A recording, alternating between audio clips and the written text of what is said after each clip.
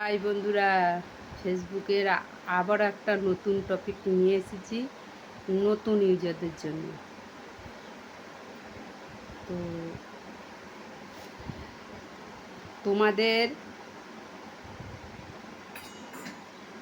ভালো ভালো কন্টেন্ট বানাও। আর একটা কথা হলো যে তোমরা তো এই যে বলো আমি তো পোস্ট করেছি, আমি তো ঠিক টাইমে টাইমে পোস্ট করি, কিন্তু তুমি কি ঠিক টাইমে পোস্ট করো করো কি? আর একটা কথা হলো যে আমাদের এই দিকে প্রচণ্ড বৃষ্টি হচ্ছে, বুঝতে পারছো, বা মেঘও ডাকছে। তো আমি কিন্তু ডিউটিতে আছি, ডিউটি থেকে একটা রেকর্ড ফাঁকা পেয়েছি, করে নিচ্ছি, বুঝতে পারছো বন্ধুরা। তো এটাই বলতে চাইছি যে আমরা মানে জীবনে কতটা কষ্ট করি, কিন্তু কেউ মূল্য দেয় না সংসারে, বুঝেছো বন্ধুরা। তো কেন মূল্য দেয় না এটাও তোমাদেরকে আমি বলি যে আমি আমি নিজের সংসারে যে তোমাদেরকে একটা বোঝাচ্ছি, কথার উদাহরণ দিই, তারপর তোমাদেরকে বলছি। আমি সংসারে অনেকটা খাটি, জানো তো কেন খাটি, কি খাটি না, সংসারে তো মেয়েদের তো আমাকে তো ভোরবেলায় উঠতেই হবে, কারণ আমি খাবার বানিয়ে নিয়ে আসি, ডিউটিতে খাবার নিয়ে আসতে হয়। তাহলে আমার ঘরের কাজ, খাবার বানানো, ভিডিও পোস্ট করা কতটা করি বলো তো।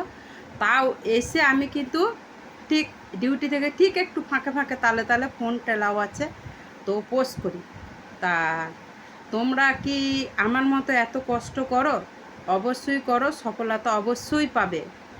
তা কি বলো তো, তা সেরকম হলো আবার এখানে এসে ডিউটি করে গিয়ে আবারও গিয়ে রান্না বান্না খাওয়া দাওয়া সবই করি, কিন্তু এটা কেন বলো তো, এত কষ্ট করি সংসারটাকে একটু সুখের মুখ দেখাবো বলে, দুটো পয়সা ইনকাম করবো। তা সেটাই আমি তোমাদের বোঝাতে চাইছি যে ফেসবুকটাও কিন্তু আমাদের তাই, এত কষ্ট করো, সবাই মিলে কষ্ট করছো যখন, অবশ্যই তোমরা সফলতার দিকে যাবে।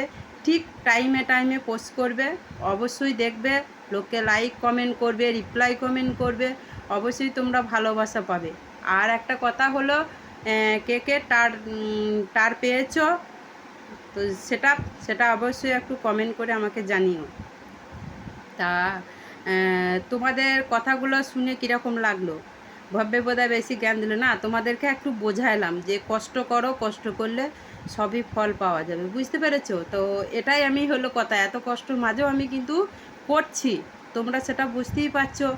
তো কি করছি না করছি সেটা তো বুঝতে পারছো না, তবে আমি যে পোস্ট করি সেটা তো তোমাদের মাঝে তুলে ধরেছি।